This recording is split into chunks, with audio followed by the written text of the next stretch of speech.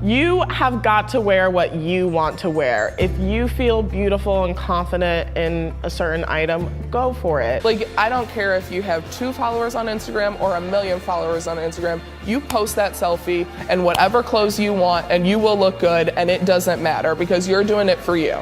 False. First off, you post that selfie to Instagram, you might not look good, okay? She said, you'll look good. No, you won't.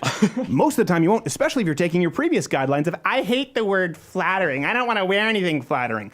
Take your unflattering clothes that don't fit you and post it to Instagram. You won't look good. By the way, no one cares. It doesn't matter. You're doing it for you. That's incorrect because you just put a measurement on it, whether you have 1 followers or 1 million followers. You are posting it entirely for validation from someone else. This is the ultimate irony. These people in the plus size movement, in the fat pride movement, trying to tell young girls who, by the way, may be overweight, and I understand that I'm not insensitive to it, but you are telling them to find identity in the very thing that you claim to hate, which is shallow, skin deep, superficial judgment. And then you say, but you upload that picture of you in your clothes or you in your bikini to Instagram and get your validation, because that's what you do the metric is how many followers on validation, but if they don't, it doesn't matter because you're doing it for you. If you're doing it for you, just get in the tub, look down at yourself naked. Say, okay, good, I'm happy with it. It's self-esteem currency. And these people should be bankrupt. You should. I deserve just as much self-esteem as you do. No, you don't. You don't. You haven't earned self-esteem. It's like Dr. Peterson says, you can't force me to respect you. You can't force somebody else out there to find you attractive. You can't force clothes to look good on you. You can't force men to no longer find certain features that we have biologically evolved to deem attractive, no longer attractive. You can't force that upon someone else.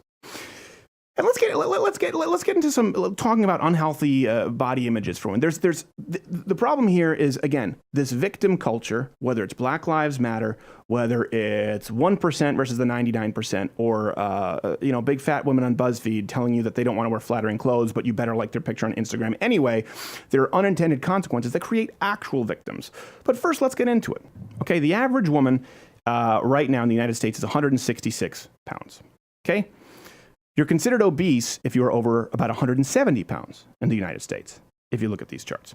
So what these women are trying to claim is, I would venture they're much more than 166 pounds. By the way, that's just the average. Here's the thing. We're obese as a nation right now. So this is something my doctor told me too, when you're doing these averages. I have hypothyroidism, so I can put on weight really, really quickly. So you have to check things, your TSH, T3, T4. I won't bore you with the technicality.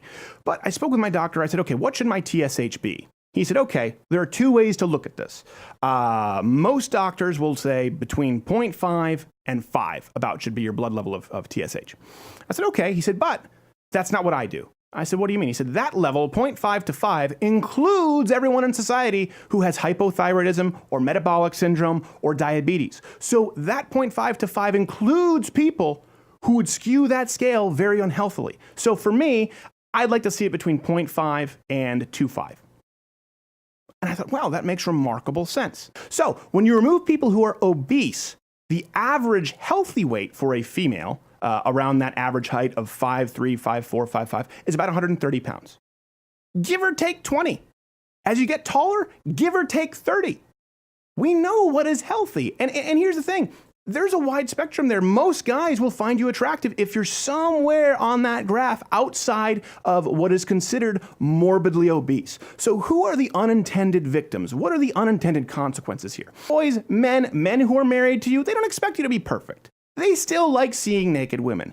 In that same breath, if you're a land whale, most men won't find you attractive, and most clothes makers won't make tarps that fit that kind of a specialized clothing category. That's not their fault. It's your fault. And if you're going to go on Instagram, or you're going to go on YouTube, you're going to go on Twitter, and you're going to demand that they validate you, and when they don't, demand that they are censored, guess what? I don't care if you're plus-sized. You are the bad guy, not them.